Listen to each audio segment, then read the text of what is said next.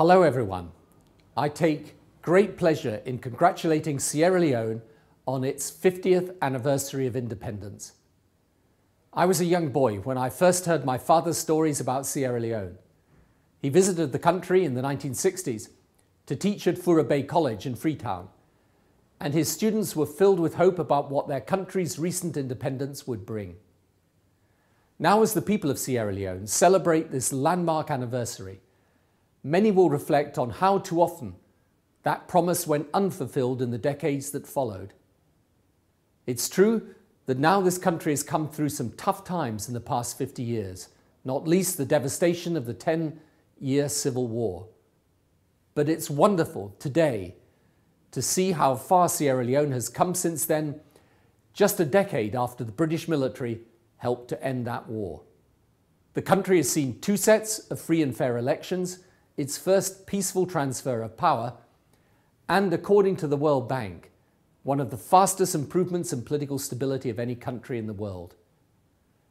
So of course the conflict caused lasting damage. Public services and infrastructure were decimated.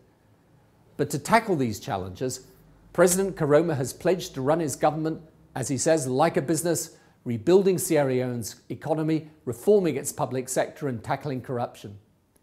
I know, as you do, that there's still a long way to go. But each time I visit Freetown, I'm struck by how quickly change is happening. Where before it was among the darkest capital cities in the world, now there is mains electricity. And according to the United Nations, over the last decade, Sierra Leone has been the second fastest improver in human development in the world.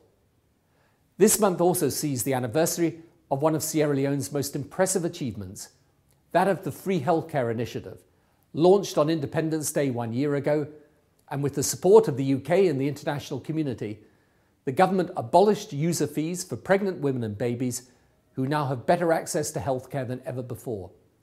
And the results, by the way, are startling. Already deaths from malaria among children have fallen by over 80%. Looking to the future, President Koroma and his government are now turning their attention to Sierra Leone's smallholder farmers, launching a program to provide seeds and machinery and training to help over 80,000 farmers and their families lift themselves out of poverty. Investors also are beginning to sit up and take notice of Sierra Leone's incredible natural resources, an abundance of minerals, beautiful beaches, rich arable land fisheries, and the 3rd largest natural harbour in the world. So the challenge, as we know, is to convert this interest into deals that will create the jobs and sustainable economic growth that are the engine of development. So these are exciting times for this great country, and indeed for Africa as a whole. I'm delighted through my own work with the Africa Governance Initiative, my team and I can continue to contribute to Sierra Leone's development as a peaceful, prosperous, democratic country. I truly believe this can be Africa's century. And as it celebrates the last 50 years and looks forward to the next 50, Sierra Leone can and should be one of Africa's greatest success stories. Thank you and good luck.